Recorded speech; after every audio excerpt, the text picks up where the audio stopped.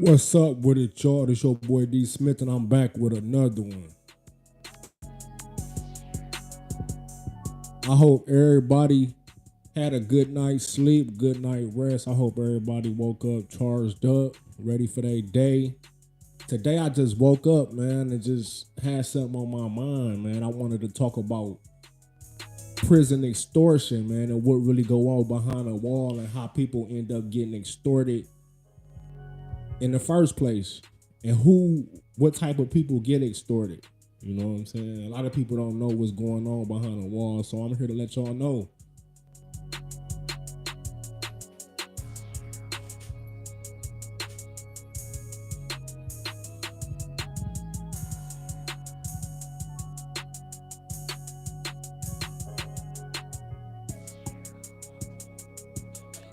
See, when we hear the word extortion, a lot of people don't know what extortion mean, right? They don't really know what extortion means. So I'm gonna give y'all the technical definition of extortion. Hold on, let me grab my other phone. I'll be right back.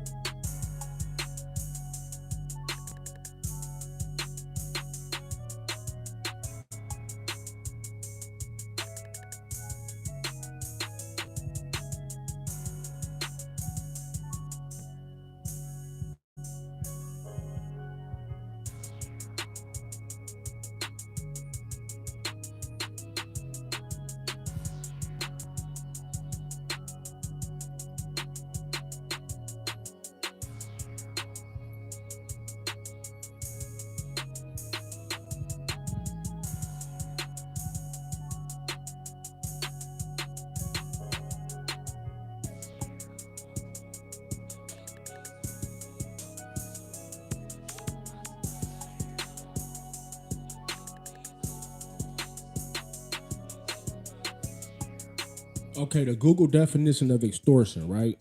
The Google definition of extortion is they say it's a noun. The noun the practice of obtaining something, especially money, through force or threat. And here is a sentence of extortion. He used bribery and extortion to build himself a huge art stuff mansion. So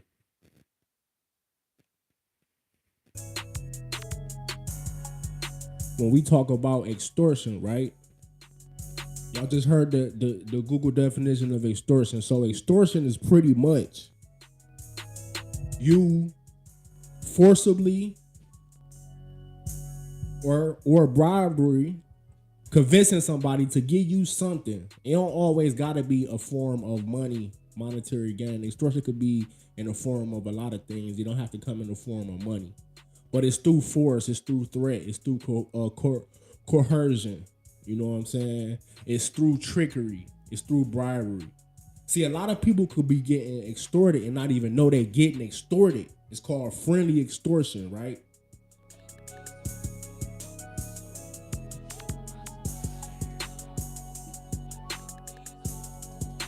See, it's a difference between extortion and friendly extortion, right? See, friendly extortion is extortion when a person is posing as a friend, but you don't even know you getting extorted, right? This is the one of the worst. This is one of the worst kinds of extortion when you don't know you being extorted. See, a lot of people go to the joint, they go to prison, right? And they join gangs because they be scared. They join gangs when because they be scared. Primarily young dudes. They come in their early 20s and they join gangs. So when you locked up and you around the worst of the worst, you around killers, drug dealers, murderers, rapers, kidnappers, people who extort people, con artists, scammers. You around the worst of the worst, right? So you gotta know who you really dealing with. You don't want to take nothing from nobody when you in a joint, man. The joint is very, very trickery. The joint could be very, very tricky.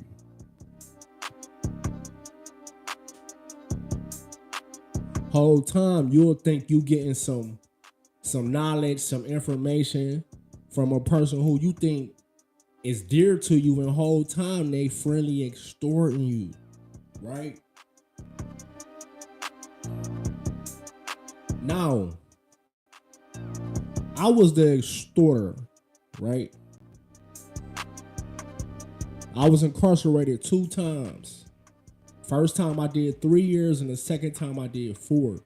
Well, the first time I did like 2 and some change, close to 3.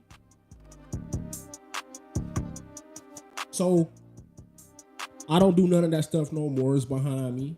I'm not boasting on it. I'm not bragging, but I just want to give y'all some insight on what really go on behind these walls. Because when you out here in the real world, people show you a total different side. People show you a total different side when you incarcerated versus being in the real world. See, when you locked up, the real you really show. The real you really show when you locked up. But when you in the real world, it's easy to mix in and be who you want to be and fake it. You can fake it till you make it. You could be anybody you want to be. Even when you locked up, you could be anybody you want to be, because you deal with a lot of liars. Now, we're going to talk about that on a whole nother show. So, my first bit, right? I'm 19, turning 20. I got to do 3 years.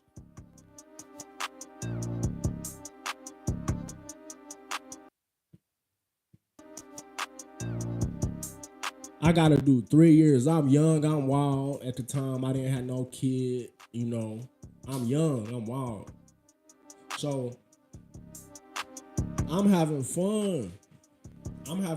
So, I'm kicking boxes. Kicking boxes is, see, a locker box in prison is a box where you hold your prison items, where you hold either your commissary or your hygiene.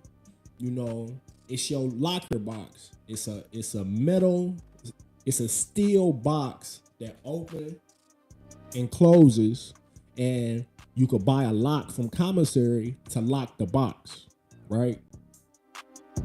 Now, if you was really like that and people respected you, you could have a lock but didn't lock it. That's how I was. I had to lock my first bit.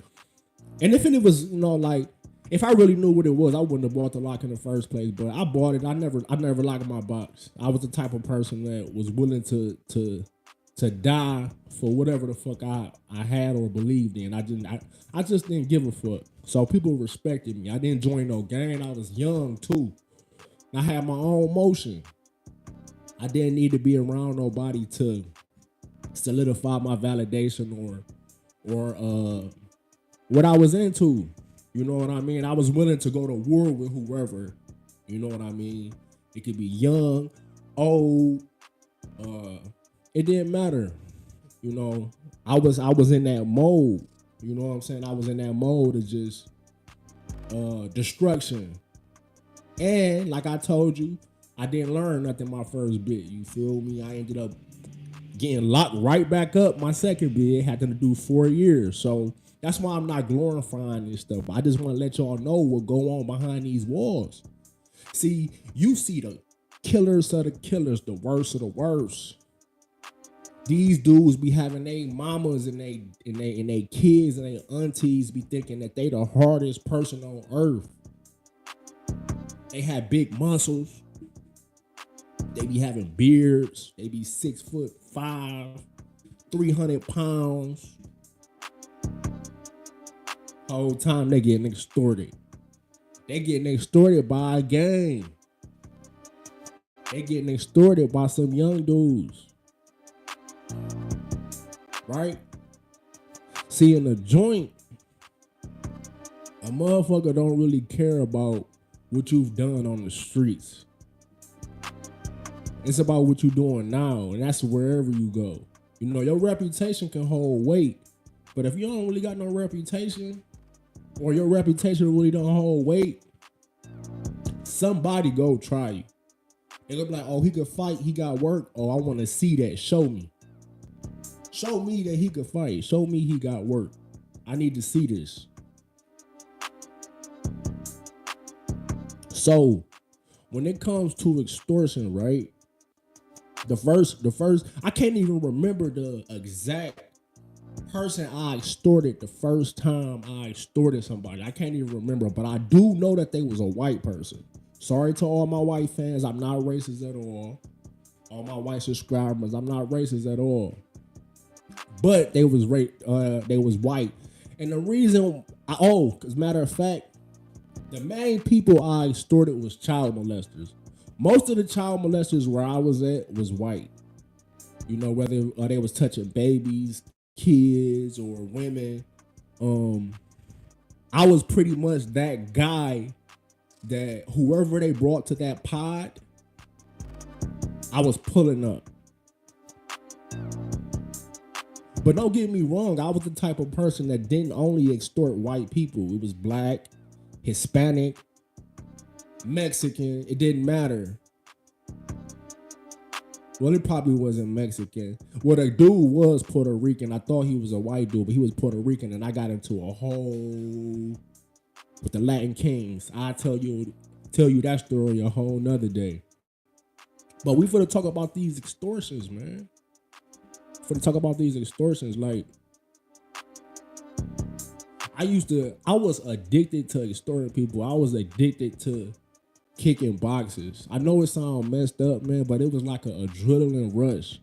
When you don't get phone calls or visits, I mean, well, not phone calls, when people not answering your phone when you call home from the joint, or when you just gone for years from society, and you a young and dumb dude, you be wanting to find stuff that's just fun. I got a rush and an adrenaline when I knew that a person was a child molester and they're constantly paying me. See, we got this thing called estate pay, right? So estate pay is a minimum amount that the state gotta pay you for whatever job that you do in a joint, right? So you could be in school and get paid. You could do all type of jobs. You could do barber. You could do any type of trade. You could do or you could work in the kitchen. You could be a porter. It's a lot of jobs that you could do, right?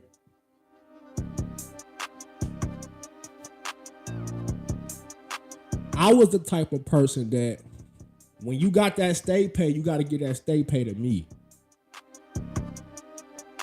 You got $18 in state pay. I need that every month. You got $22 state pay. People who got $22 had like special jobs, like jobs that paid more. So like 22 was like the most you can get, but 18 was average. And then you had people who had child support. Child support took their state pay or took a portion of it or whatever. But most of these child molesters and these pedophiles had support. You be surprised. They be having the most support. They get visits. They get commissary. They be loaded. These dudes be loaded. They family be protecting them. They family be having all type of paper. So one time it was this white guy, right? It was this white dude. I'm like 2 years into my bid. I got like a year left. I'm like 2 years in. Probably like 18 months in. Now at this time, we known for kicking boxes. Kicking boxes is when we flip the locker box like I explained to y'all. And we take another locker box and we put it on the lock. The lock is going to be linked to the side because it's upside down. We tilted the whole locker box upside down, and now the lock is sideways. We take another box, put it on top of the lock, and we jump on it until the lock pop right off. So we known for kicking boxes.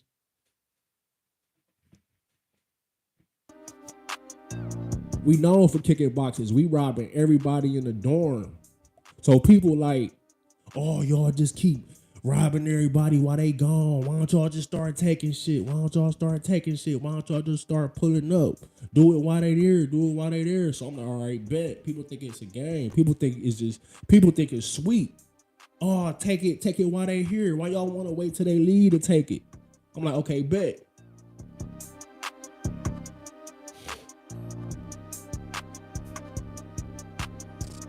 So we found out he went to the store. He went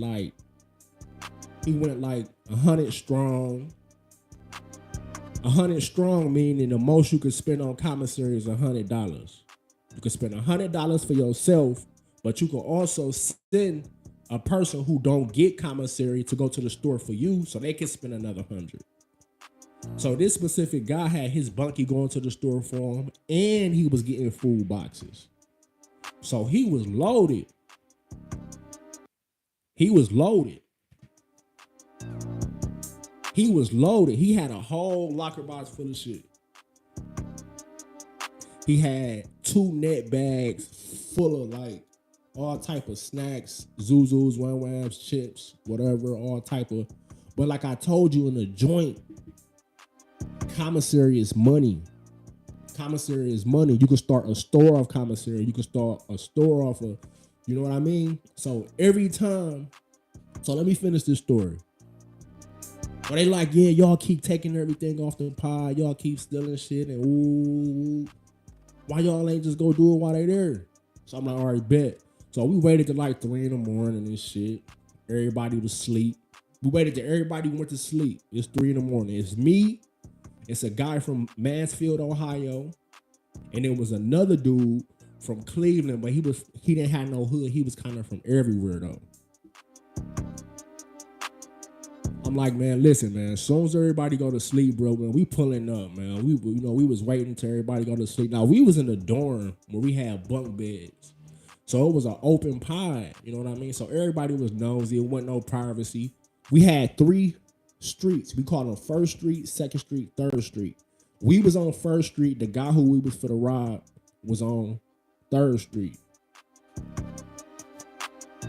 So we like, fuck it. So we made some little ski masks. We put holes in them, you know, cut the mouth open and shit. So we threw our mask on and shit. So we wouldn't be on camera. We ain't want to be on camera because people was telling and all type of shit. We just ain't want to get caught. So we pull up. We walk. We hit the back wall. We go over there. I tap the rack. Boom, boom, boom, boom. I tap the rack. So I'm like, he on the top bunk. His bunkie on the bottom bunk. I'm like, pop that motherfucking lock. Pop that. He jump up scared. He jump up scared. This picture, 3 black young dudes in the middle of the night. You in prison with ski mask on, and they telling you to pop. This dude a child molester. You know what I'm saying? So they deserve everything they got coming. You know what I'm saying? They deserve everything they got coming. You feel me? So his bunkie was on the bottom bunk. Now his bunkie was a lifer. His bunkie been down like 30 plus years. His bunkie inside his little area, he got all stuff from the 80s and 90s. Everything is ancient. He a skinny white dude. All he do is run. He got thick glasses, skinny little old white dude. All he did was run a track, mind his own business. He had these old ass headphones and cassette tape. He had old prison shit. That's how long he was locked up. And he was on the bottom bunk. He was respected, but he wasn't really known for nothing. I think he was a molester too, to be honest. But he was just down so long and old niggas just ain't fuck with him.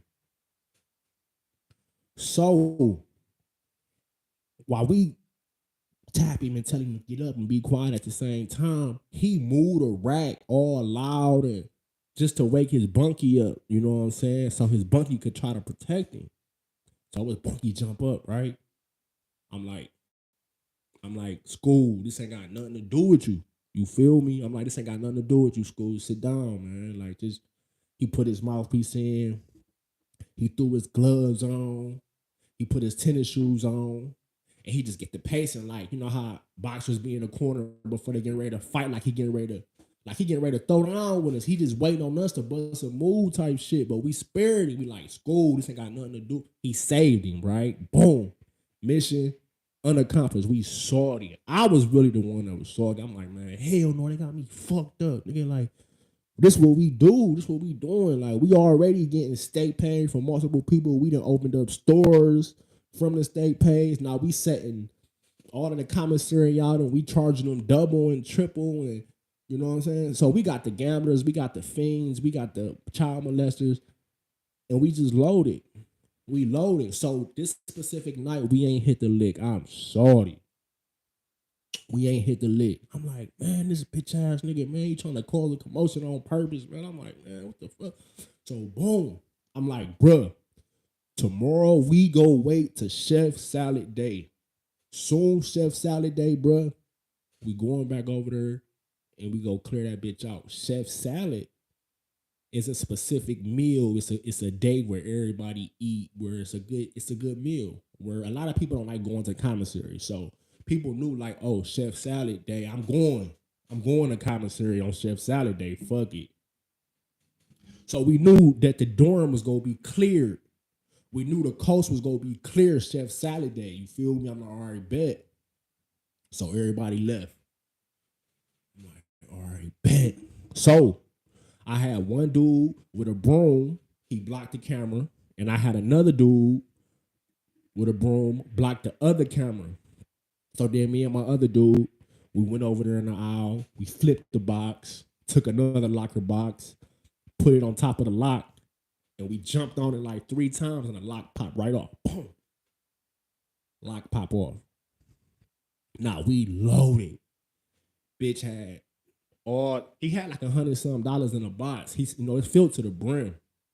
He had like 2 net bags full of shit. Long story short, he come back. He find out he was robbed. His bunkie didn't do nothing. His bunkie just didn't want us to rob him while he was there, type of shit. You know what I'm saying? Because his bunkie didn't retaliate for us robbing him. You know what I'm saying? His bunkie just didn't want us to take his stuff while he was there. Just respect the area while he was there. That's all he was saying. Like, just respect me. You know what I'm saying? So we took everything, cleared everything out. Mission accomplished. Dude ended up checking in. Checking in is when a prison person, an inmate, go to the CO desk and tell them, hey, I fear for my life. I don't want to be on a pod no more. Can I go to another pod? And they send them to the hole until they find them another pod. They send them to isolation before they go to another pod because he don't want to keep getting extorted. He's seeing how the pod go. And at this time, we was like the top 3 pods that was kind of wild and I had a lot of stuff going on. You know what I mean? So boom. Take everything. So look, I was salty though because when we hit the lick, one of my guys that was on a pod, he came back and he was like, dude, I wish y'all would have told me, man. He had his neighbor holding commissary too in locker boxes and net bags. He had like two other locker boxes full of commissary and food and net bags full of commissary and food. So we could have hit them too. But it was cool though. He ain't telling us it was successful. But like I told you, in a joint extortion, anybody could get extorted.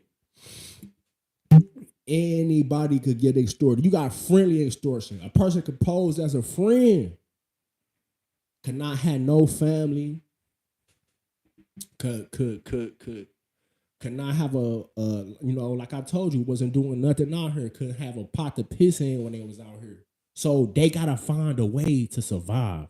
They can't just live off $18 a month. So they gotta find a way. So you got people who will pose as a friend, but whole time they extorting your ass. It's called friendly extortion. That's why in the joint you don't take nothing, you don't accept nothing for nobody. That friendly shit go out the window. You cannot do that. A person will take your kindness and they will take that and they will run with it.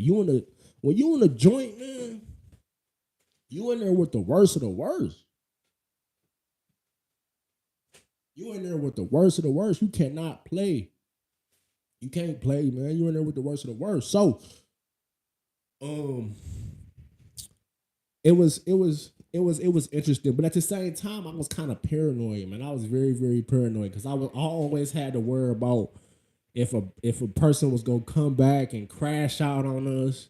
You know what I mean? Because we also had took something from a lifer. Well, I didn't take nothing from a lifer. He was doing life, but my dude did, and he knew that I hung with him, so he tried to pull up on me. And my dude was in the gang. He was in the Heartless Fellas. You feel me? And the Heartless Fellas in Cleveland, Ohio, they run the joints. It's a bunch of young dudes that run all of the penitentiaries in the joint, especially up north, northern Ohio. You feel me? So dude wanted to pull up on me because he knew I was affiliated with him, and it wasn't nothing but some dishes. He had life. He was down like 20 something, you know what I'm saying? So everything means something, a person willing to die for anything in a joint. But a person can get extorted for anything in a joint, man.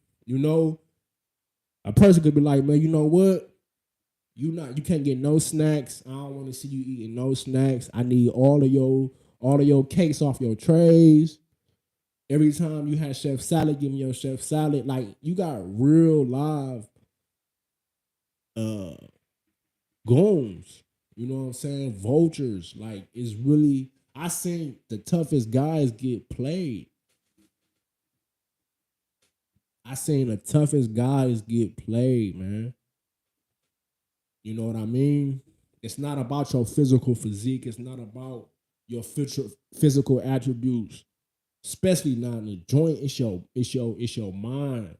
You know what I'm saying? I learned that the strong control the weak, but the wise control the strong. So it's a think his man game. And my first bit, I really didn't learn that. I really didn't know it. I was just hands on. I was aggressive. I was the type of person where I give you a store list, and this was what I wanted off of that list. You piss me off. I woke up on a bad day. I'm gonna write a $30 list, and I'm gonna give it to you. Or I'm gonna send somebody to give it to you. I'm gonna write a $30 list down. I'm gonna give it to my dude, and I'm gonna have him give it to you. We need $30 on store day, and we gonna walk you down to the store so a person won't snatch your commissary bag, because that's a lot of that was going on at the time, where the heartless felons and people in gangs would find vulnerable people walking back with their commissary bags on the yard, and they'd snatch the bags, especially in the wintertime, with snow. The CLs really can't see you or nothing. So we would have to walk down with them, security, you feel me? And I carry the bag bound, you know what I'm saying? Wake up in the morning, you know what I'm saying? Come back, as soon as they in line, wait till they get out of line. As soon as they get out of line, I grab their bag, walking down with them. And I had to do that like 2-3 times out of the week. So it's very stressful, because then you got the people that you extorting, they also is paying you for protection too, because they may have to, 9 times out of 10, this is a lot of things. Everybody can't be an extorter, because like I told you, a person who is the extorter could become getting extorted, because a person can take over and steal your dude, steal your lick. You get what I'm saying? And if you ain't respected, or if you just a bitch ass nigga, that's what's gonna happen. You feel me? So you'd be surprised how many times where I didn't have to save dudes from different debts and paying debts and charging them on the back end and breaking jaws just because they paying them before me. And it's just a lot. It's just a lot. But that's a lot of these dudes out here in the real world that I know for a fact, if they was locked up, that they'll be getting extorted. I could just see it. I see it all in them. But I'm not going to talk y'all ear off. I need y'all to like, comment, subscribe. Make sure y'all share this video to anybody who need to see it. Anybody who went to the joint, anybody who going to the joint. I'm going to talk to y'all in a minute.